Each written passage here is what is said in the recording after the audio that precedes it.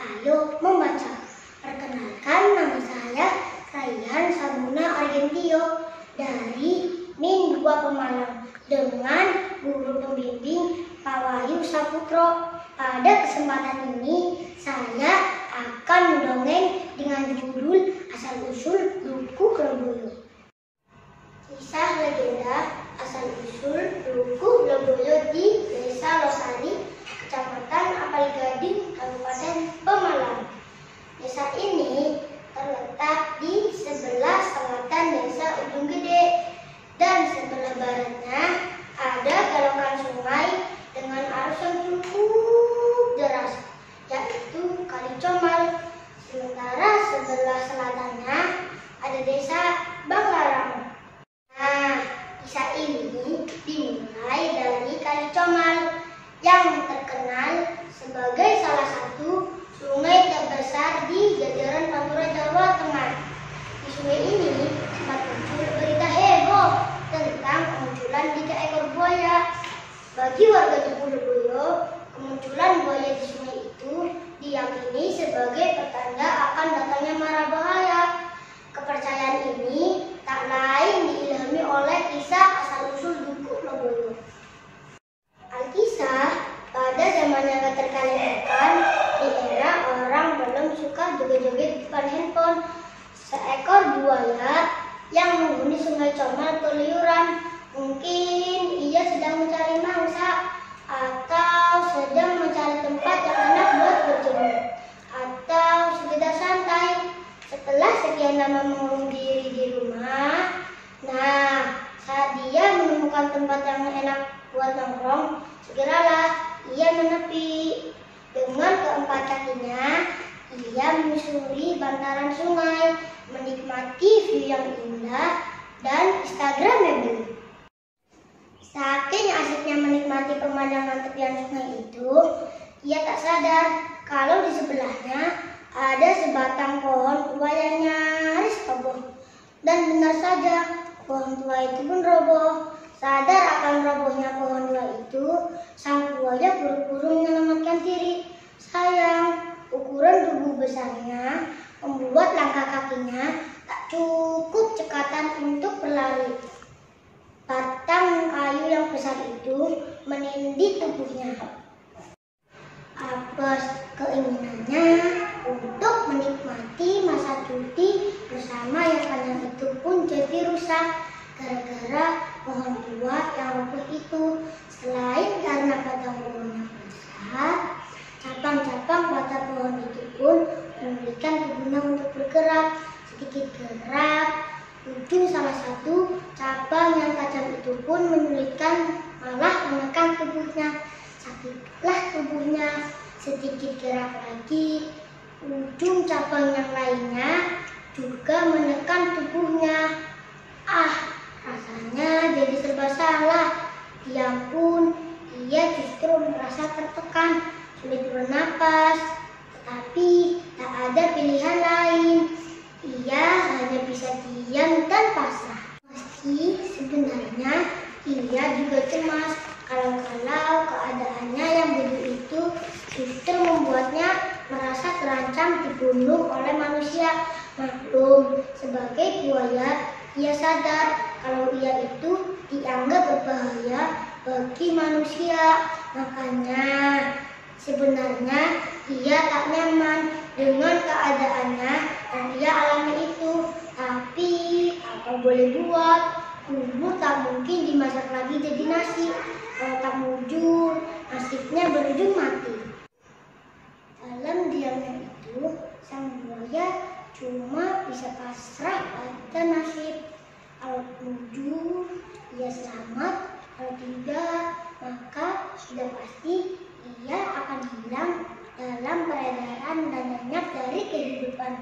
Ia cuma bisa mengeram kesakitan. Rupanya suara erangan buaya itu didengar oleh seseorang. Segera ia mendekati sang buaya. Ia tak tega melihat penderitaan sang buaya. Ingin rasanya menolong sang buaya itu, tapi ia tak bisa begitu saja menolong. Salah-salah ia sendiri yang celaka. Maklum, buaya kan binatang buas. Apalagi ada pepatah yang bilang, selepas buaya bebas, manusia pula yang hempas. Makanya perlu mengatur strategi dan taktik untuk menolong sang buaya itu. Nah, saat itulah terjadi semacam perundingan diplomatis di antara keduanya. Tokoh lelaki itu mengajukan persyaratan, aku akan menolongmu, tapi kamu harus berjanji tidak akan mencelakaiku. Bagaimana? Deal or no deal? Usul lelaki itu. Ia sebentar berpikir. Seharian ia tak mendapatkan mangsa. Masa begitu ada kesempatan ia sia-siakan. Tapi kalau ia tak menyepakati usulan itu, sangat mungkin ia akan celaka atau mati sia-sia. Apalagi yang kamu pikirkan, persyaratan yang aku ajukan jelas. Apa kamu berpikir masih akan memaksaku? Kalau itu yang kamu pikirkan, aku akan membiarkan kamu mati sia-sia dan menjadi bangkai di sini. Bagaimana? Tanya lelaki itu. Kata-kata bangkai membuat sang buaya merasa ngeri. Dalam bayangannya, bangkai itu kematian yang sia-sia dan tak ada sedikit pun kewibawaan. Sebagai kepala suku para buaya, ia tentu tak mau mati sia-sia. Lantas, ia pun menyepakati permintaan itu. Oh, saya sepakat. Sekarang dan mulai saya segera minta sang buaya. Lelaki itu tampak belum yakin dengan jawaban sang buaya.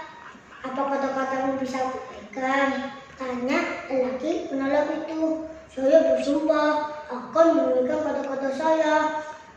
Kata sang buaya itu dengan tegas. Lelaki itu segera memeriksa batang kayu itu dan memperkirakan cara yang tepat untuk menolong sang buaya. Periksanya seluruh bagian, tetapi rupanya ada bagian yang tak bisa dilepaskan dari jerat batang kayu besar itu. Lalu kepada buaya, ia pun menyampaikan perihal itu. Agaknya sulit untuk melepaskan tubuhmu dari batang kayu besar ini. Kayu ini tak bisa diangkat, ucap lelaki itu. Terus, apa yang mesti saya lakukan? Salah satunya cara hanya memotong salah satu kakimu. Kau akan selamat. Bagaimana? Tanya lelaki penolong itu. Sontak sang buaya terkejut mendengar itu. Ia bayangkan bagaimana jadinya jika ia tak lagi punya ekor.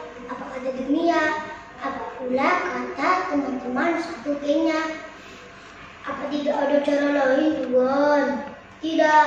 Lelaki penolong itu menegas. Cukup lama sang buaya membiarkan kebisuan merajai perbincangan mereka. Ia masih memikirkan apa gerangan yang terjadi jika ia pincang.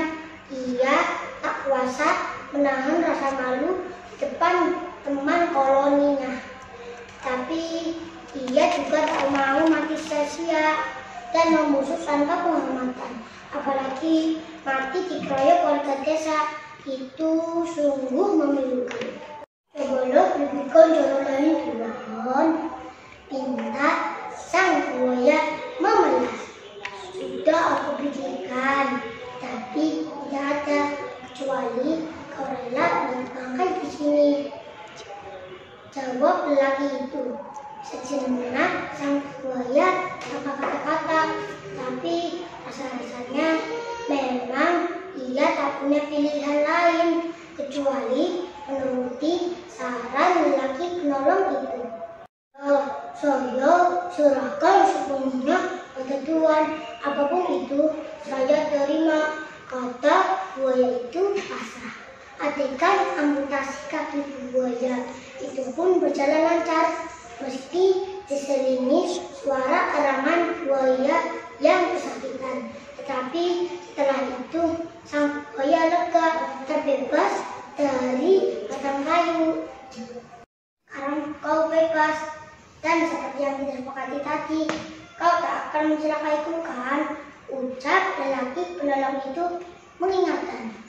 Tentu Tuan, saya akan mematuhi perjanjian itu.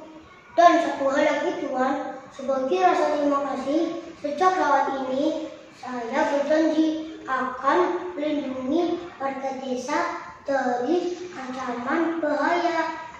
Akan perintahkan kepada seluruh bangsa buaya untuk tidak memangsa warga desa dan akan setia menjaga warga desa. Kalau kami muncul ke permukaan sungai, itu artinya ada tanda bahaya. Dan usah-usahlah warga desa untuk menyelamatkan diri sebelum bahaya itu datang. Ikrab sang buaya. Lelaki setengah buaya itu pun menghormati sumpah setia sang buaya, dan benar saja janji itu pun ditepati. Menurut kepercayaan masyarakat di Borobudur, ketika mereka mendapati kemunculan buaya di sungai, itu menjadi tanda akan ada banjir atau ancaman bahaya lainnya. So, kalau kamu mampir ke Dukuh Lirboyo, jangan heran kalau di pintu gerbang desa ada tubuh buaya buntung di sana. Ya, setidaknya itu sebagai penghormatan bagi makhluk Tuhan yang bernama buaya karena telah berkontribusi bagi warga desa. Demikian dongeng tentang asal-usul Dukuh Lirboyo. Semoga bermanfaat dan dapat menghibur. Mohon dukungannya untuk like, subscribe, komen, dan share video ini. Terima kasih sahabat FG LSN. Salam literasi. Ayo membaca. Assalamualaikum warahmatullahi wabarakatuh. Sampai jumpa.